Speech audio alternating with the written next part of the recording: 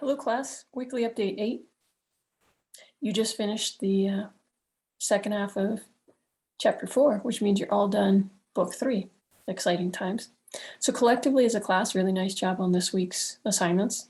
Let's start with the activities. As usual, these are in your OAKS. We are in module 4, samples and examples, week 2. Week 2. Quite a few again in here in week 2. And I'll start with a few of these. Some of these files are bigger, so it might take a bit to load. I liked what Lauren did here with her integral match. So she drew the limits of integration in the XY plane, and that helped her. So for each one of these, she drew those, and then it helped her decide what the surface looked like over top. So I'll go back. And Kendra used a tech tool, nice way to do that integral match. Grace did as well. Let's see. Grace and James made some really nice notes and did visualizations with CalcPlot 3D. So let me see if I can find Grace's in particular. Grace's files are really big. That's probably what keeps happening every time, Grace. I put them in here and it says that it's got them, but they don't end up loading because they're probably too big. Well, darn it. All right, well, we'll go to James's activities. Wait, where? I feel like I'm in the wrong section.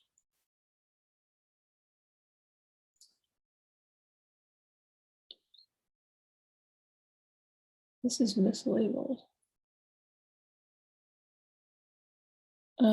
Okay, and then one more that I really liked for the activities, then we'll move on. Tripp did a nice job because when he thought about the integral match,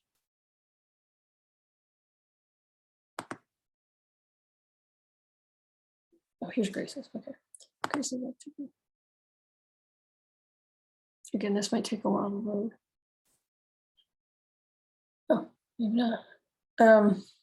But I can describe Tripp. So Tripp's idea for the integral match was he picked a point like x equals 0, y equals 0, and then figured out the corresponding z value for the function. So like sometimes at 0, 0, z was 4. So that's the point up on the z-axis. And that was able to eliminate many of the images in the match. So I thought that was a nice way of thinking about it too.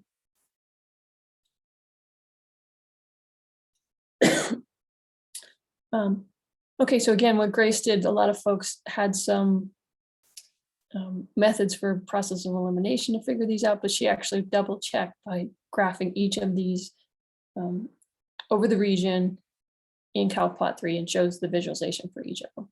So really nice effort and work on that. Each time with the integral match. Okay, then let's go back. Madeline, Isabella, and Wade all had really nice discussion of their thought process for these activities. So let's see if we can find.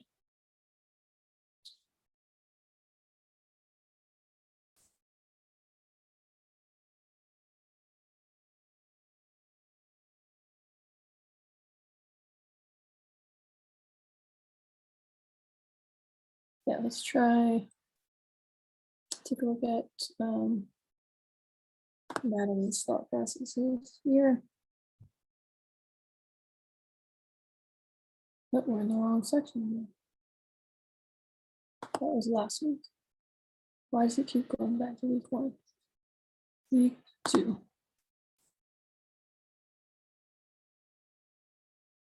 All right, so we'll go to Wade's. I liked his discussion again for each of these, what he was thinking about and his thought process description underneath. He's just talking about how it's oriented or the heights. So a really nice process of elimination. Nice job on that, Wade. Okay. dx versus dy, very few people chose to do this activity. And so I want to show Gavin's for week 2.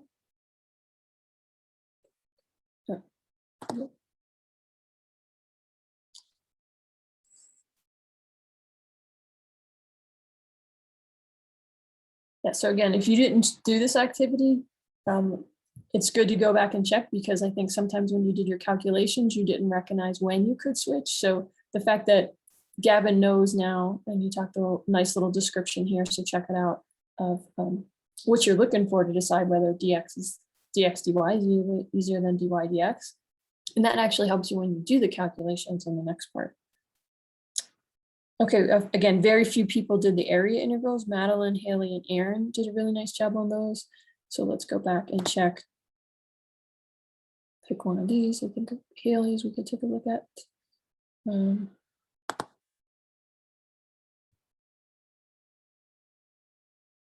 So again, if you didn't do this activity, it's always good to go back and take a look.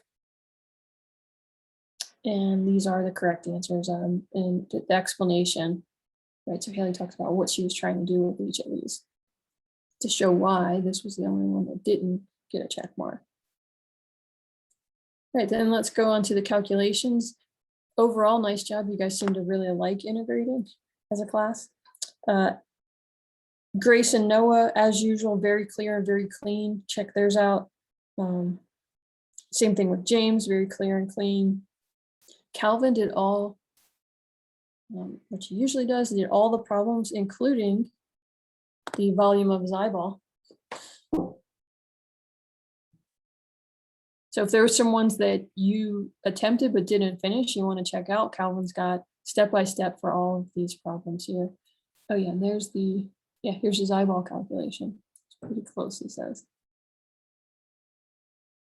And so he's using a sphere and doing it with a triple integral. Okay, then some comments on the skate park one about doing this with geometry. I need to be clear in the next edition to write, you're right, many of you said like, hey, this is nonlinear, so how can I use geometry? But I was actually meaning to use what you'd already done up here for this one, and then you just added one, so it just shifts it up higher. And so I think the best description of that I put in here was Chris's. There he is, Chris. This is the short, this is what I was looking for on this.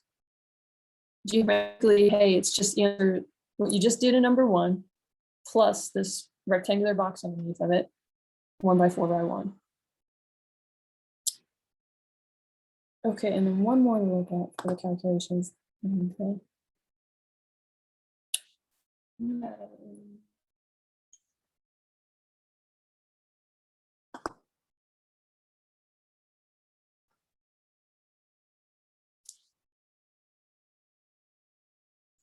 So Madeline does a really nice job with her thought process and explanations, like which ones she's sort of struggling with. And she talks about how she didn't recognize that you could switch this one and it was rectangular limits. So, and many times again, that might make the problem easier. So if you get stuck going one way, go back and say, can I switch? And she just does do it the other way, gets the same answer in checking.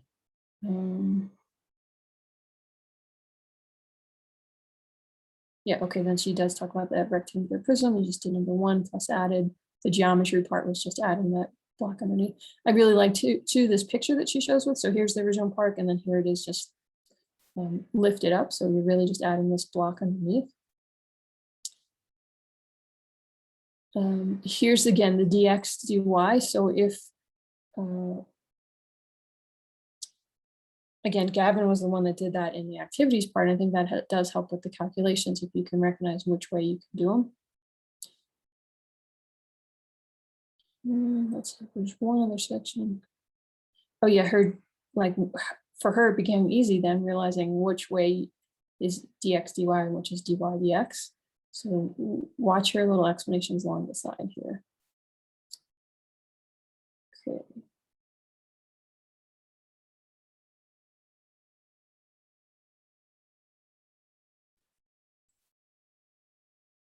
All right, and let's go back. I think, oh yeah, then Isabella made some comments in hers. that, yes, some of these problems you cannot finish, you do need a tech tool for. It might not be, it might be even if you try to switch the order of integration, or if you think back to all the different tricks, integration tricks, there's tables, there's trigonometric substitution, integration by parts, partial fractions. But some of the problems, again, in the book that I've written, weren't intended to be little puzzles to just figure out how to do it with one of these methods. They're meant to be real problems. And so sometimes you do need Wolfram Alpha. And that's okay, that's fine. That's what I intended. All right, then let's go back to, so that's all the activities and challenges. Let's talk activities and calculations. Now let's move on to the challenge problems. You guys did a really nice job on these, and I just want to point out a few that we'll share. So the tent roommates problem, group 1 did that, was Sharika and Aaron, did a really nice succinct job. Group 9 also did that, and that was Jake, Trip, and Chris. They had a nice story about they were hiking in the woods, put up a tent, and then we need to partition it evenly. And they did levels 1 through 4, so really nice job on that. And I want to show another group that did this was group 5. So I want to look at, this is Calvin and Isabella. I just really liked their images in this one, and it was very concise and clear exactly what's happening. This was levels 1 and 2. They had a lot of their prep work that they did before, but in the report, nice mix of their by hand work and the tech tool visualizations. It was really clear exactly what they're trying to do. So this is the dividing wall, dividing plane. This is what they're trying to do, this integration. And they sort of iterate through, hey, if I put the wall here, look how different it is. One person's almost got 70% of the volume, the other one about 30. And they just keep iterating until they get closer and closer. Let's see. Yeah, and then they change it in level 2 and make this not perpendicular to the coordinate walls, but angled. And similar thought process. So really nice job in visualizations. All right, so then the next one was the auditorium problem. No, let's do the park topo map one. So groups 3, 6, and 7 did this. So group 7 was Gavin, Grace, and Kyla. Nice job, very clear that you knew how to do the Riemann sums to approximate this. Same thing with Noah and David, that's group 6. And then the nth dimension, this is Madeline and Maximus, and usually Grant, but we had some housing issues, so I think it was just Madeline and Maximus this time. And so group 3, that would be these guys here. And for the folks that didn't do this, I think it's very clear just looking at this picture, what's happening. There's a topo map. We don't actually have a function, f of xy, that we can plug in and get volumes, but we can approximate it because we understand what a topo map means. And they just made this grid that they overlaid on the topo map. And then they went in and add some notation to make their calculations a bit easier. And then it's just a lot of tedious calculations, but the idea is all right here. Like this is an idea that many students go through calculus and don't understand. In real life, you rarely have this beautiful f of xy, but you often have information like this, like a survey errors come out and you can use that. So really nice job for this group. Okay, now we'll move on to the last problem that groups tried was the auditorium problem. So group 2, this was Phoebe, Lauren, and Asher. Excellent teamwork. It looked like to me from reading the report and your preliminary work. They also did levels 1 through 4. Let's take a look at their work. And groups got this volume, that's correct. The volume of the auditorium. Really nice step-by-step what their method was. Some nice images. Hey, this is what we're trying to integrate, but we had to use Wolfram Alpha. That's true. It's not a nice one, especially when you get to the surface area, but they're showing how far they got along.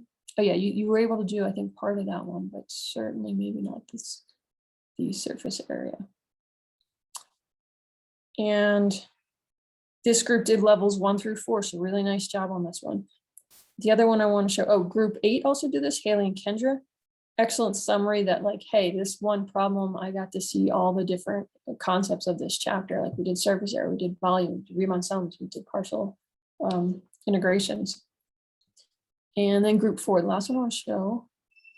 This is James and Max and possibly Cole.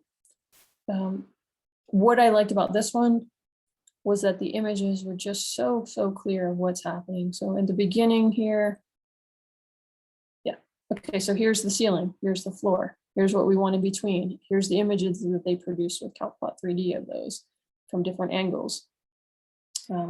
Approximating it with the CalcPlot 3D tool to get the volume. And then the actual calculations that they're trying to do. And volume, again, this one actually I think was doable, at least the first part, and then you get to this, it's pretty nasty. You can maybe switch to polar and get there closer. But certainly when you get down to the surface area part, is that one's pretty nasty, that integral. Okay, so nice job overall on this, and now we're in the next book 3.5. I think you guys are gonna have a really good time with this. It's even more, like this one was surfaces, and now we're gonna talk about what if I just have a line tracing through, like the path of a roller coaster, path of a fly. So we'll have what are called space curves. And then we'll also talk about parametric surfaces, which are more complicated or more interesting surfaces than z equals f of xy surfaces. So we'll be able to extend many of the ideas of what you've done, and the problems I think get even more practical and more interesting. All right, well, have a good time, and congratulations on finishing book 3, and we're more than halfway through the class, rolling along, and everything is prepping us to get ready for the final. That is another neat thing to see, is that several of the groups, I feel like you work so well when you actually do your in-person get together and do these projects, that I have a feeling that your studying for the final exam will be very minimal, because you're like, oh, I know that too, I know that term, I know how to do this, I know the formulas. And that's the goal, is just getting ready for this final, which is now just 3 modules away. All right, good job this week and have fun.